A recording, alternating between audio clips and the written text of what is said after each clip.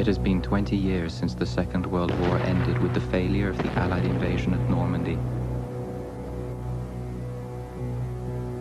A triumphant Hitler declared victory over Europe and the British Empire.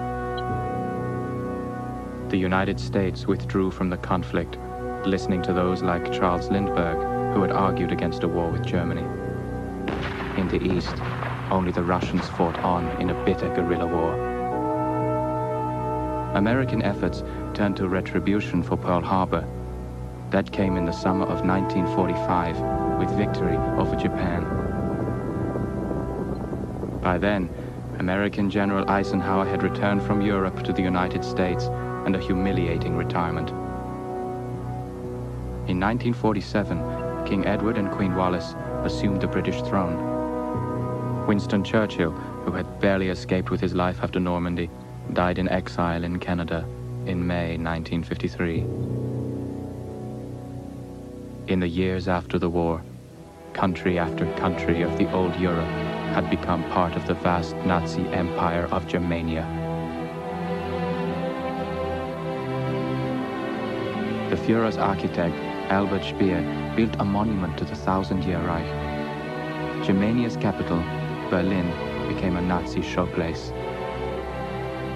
The SS became a peacetime police force, patrolling clean and orderly streets. As the 50s came to a close, Hitler was able to put a more civilized face on the Greater Reich, but news continued to be tightly controlled. The 60s began with the war with the Soviet Union still dragging on. Hitler desperately needed to conclude a formal peace with the United States and forge an alliance against the Russians, still led by the 85-year-old Joseph Stalin. Hitler saw signs for hope in late 1960 with the election of a new president of the United States. The Führer believed with President Joseph Kennedy Sr. in office, at last there was someone with whom a deal could be struck. Now, in 1964, for the first time in 20 years, Germania's borders are opening to the Americans. The world press has been invited to cover the Führer's birthday celebration on April 20th. There are rumors that President Kennedy will attend a Germanian-American Summit conference. An alliance with America would assure Germania's invulnerability. But there are other more persistent rumors that could threaten Hitler's plans.